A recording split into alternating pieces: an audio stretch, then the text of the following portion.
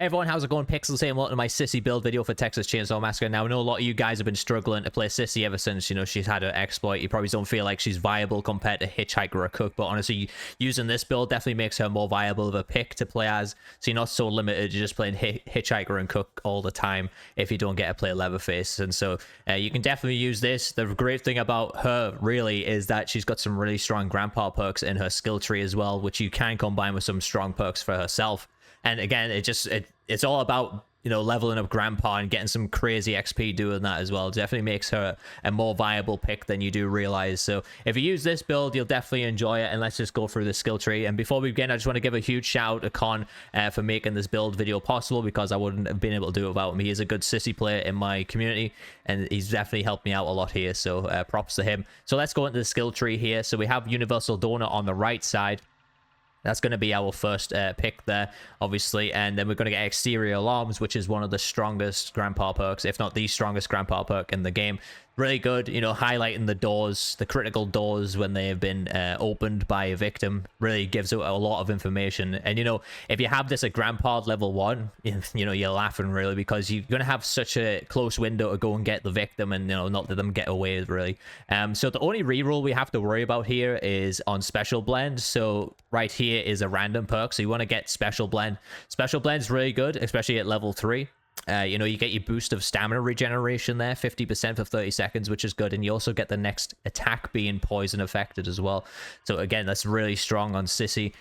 Just blow some poison there while you're chasing a victim, and you're going to get those benefits there. Then we're going to come up here and we're going to get Scout. Obviously, you want to get Scout. It's, again, really good, especially doing a Blood Runner build, having that extra speed. I know Scout level 1 will suck, so if you are using this build for the first time and you only have Scout level 1, don't worry, your first few games may suck. But honestly, once you get it, if you persevere, get this to level 3, you'll really see the benefits there of getting it up. And then we're just going to get all these attribute points. We're going to hit Easily Took It Out. I haven't really used this yet on Sissy. I think it could be decent. However, again, it's a nice perk to have in a loadout if you get bored of using some other perks. Okay, so now we're going to get Fired Up. So Fired Up more or less does the same thing as the Poison Cloud does, except obviously it does it without having a Poison Cloud. However, you do get a 90% less delay before stamina starts regenerating at level 3. So that is really, really strong, and I can't wait to have this maxed out. I've been using this quite a lot on her and get it leveled up, and honestly, I have it at level 2 right now, and I really feel the difference there, because Sissy doesn't have high endurance at all. But, using Fired Up, it really helps out there. So, for the alternating perks here, using Fired Up or Poison Effect or Special Blend here, it can really help out. You can just mix between those two, depending on which one you want to use. Okay, so we're going to come up here. We're going to hit the left path. The reason I went the left path is that you actually get more attribute points as well. And then you get Nobody Escapes Hell, which again is a really strong grandpa perk. 40% more difficult for all victims to do the lockpick minigame. But great grandpa perk, especially for early game. And then we have Experienced Stalkers. Again, not a terrible grandpa perk. I use this sometimes, kind of having the low proximity warning for victims not to run away, especially if they're working on doors. This can be pretty decent. And we're just going to fill out this top track here. This is also a random roll. You can probably get something better than Down the Rabbit Hole, but for the purpose of this build, I don't really care that much, because I mainly stick to like 3 or 4 or 5 perks. I'm not really bothered about that, but you can probably get something a little bit better on this random roll if you do decide you want to go there, and just keep re-rolling through it. But like I said, Special Blend is the key thing here. You want to get Special Blend in this build. All right, so just to talk through the perks real quick, what I do use in this build mainly is either Fired Up, or I use Special Blend, and then you just use Scout and Universal Donor. These are the 2 primary perks for the build, but you can change between Fired Up and Special Blend depending on whatever works best for you. And you might find Fired Up works a bit better for you just because of her low endurance. But Special Blend again is great for if you're kind of being a bit more aggressive towards victims, which can be totally understandable.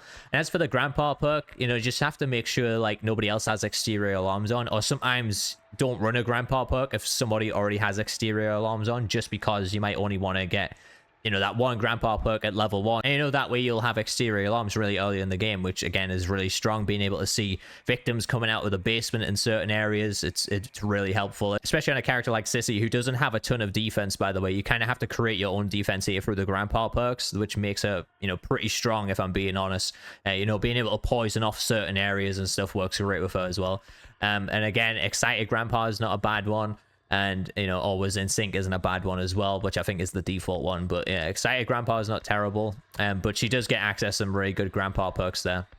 Like I said, you can probably reroll on that last random a decent perk there combined with that. I'm not sure which one, but you might get a better roll than I did, because unfortunately I just got down the rabbit hole, which is not very good. So for the attributes, I just went maxed out my savagery, and that was it. Because she has such good like base blood harvesting, you can just put all your points into savagery, so that way she hits really fucking hard per hit, and her endurance is okay. You can't swing a lot. However, like I said, if you have something like Fired Up or Special Blend, that's not going to be too much of a problem for you when you are going down for a victim. But the main thing here is her blood harvesting, and I really think she's actually a better blood runner than Cook. Leveling up grandpa with her just seems so much faster than you do with Cook.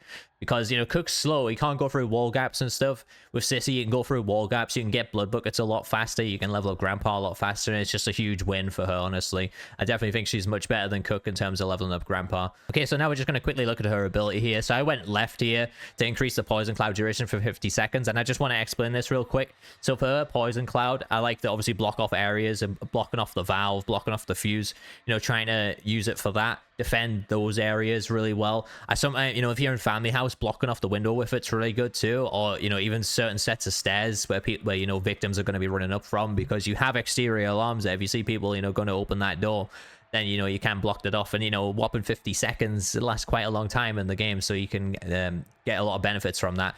At level 2, we're going to get increase the amount of time a victim is affected by the poison to 13.5 seconds. Again, this is quite a long time, especially in a chase.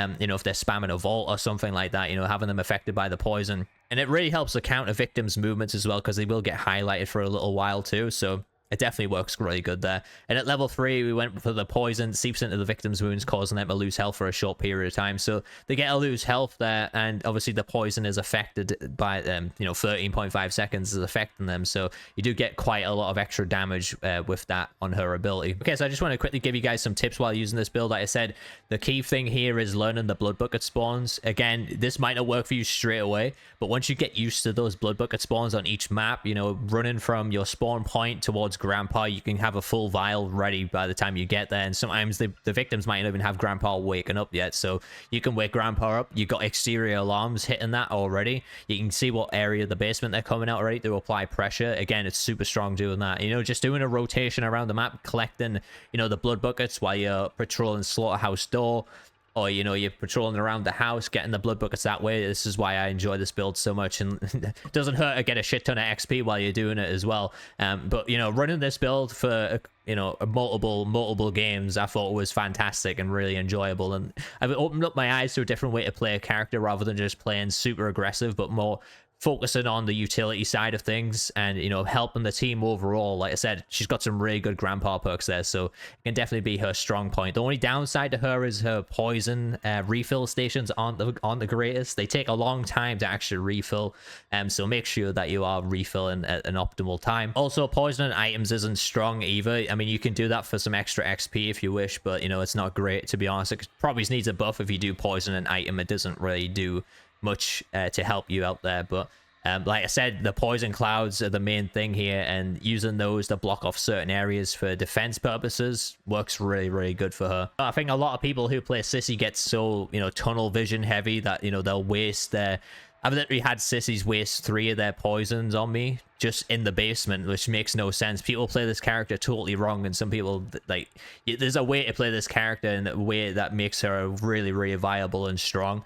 The point where people can be playing them wrong and get so tunnel heavy on trying to get kills and stuff in the basement, when it's just not going to work out great for you, honestly, doing that. Honestly, playing Sissy is all about defending Grandpa, leveling him up, and patrolling the areas upstairs, and working really well that way. And that's how I've found the best way to play her. But anyways, guys, I hope you enjoyed this Sissy build video. Leave me a comment down below. Let me know if you have any questions about the build, if you want any help with it at all.